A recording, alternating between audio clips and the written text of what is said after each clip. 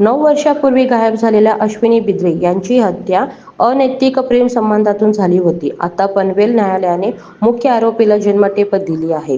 पण इतक्या वर्षात पोलिसांनी काय केले? न्याय उशिरा मिळालेले काम. अजून किती तथ्य बाहेर येणार? नेमकं काय घडलं पाहण्याआधी घटनेची सत्यता चॅनलला सबस्क्राईब करायला विसरू नका, जेणेकरून अशा महत्त्वाचे अपडेट्स तुम्हाला मिळत राहतील. चला जाणून घेऊया.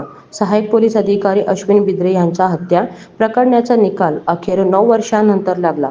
पनवेल सत्र न्यायालयाने मुख्य आरोपी बडतर्फ पोलीस अधिकारी अभय कुरुंदकर याला जन्मठेपेची शिक्षा सुनावली, तर अन्य 2 आरोपी महेश फळणीकर आणि कुंदन भंडारी यांना 7 वर्षांची शिक्षा झाली.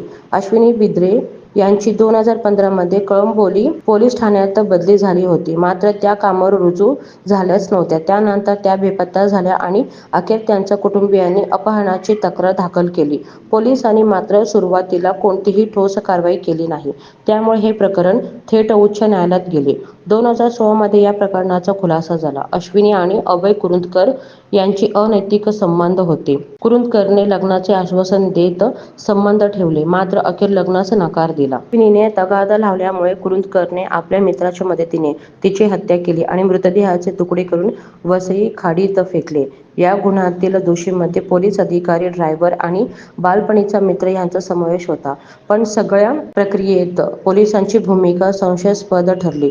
न्यायालयाने पोलिसांची भूमिका आणि चौकशीवर ही शेरे ओढली आहेत. इतक्या उशिराने मिळालेला न्याय म्हणजे खरंच पूर्ण न्याय. पोलीस दलात अजूनही अशा घटना लपवण्याचे प्रयत्न होत असतील का?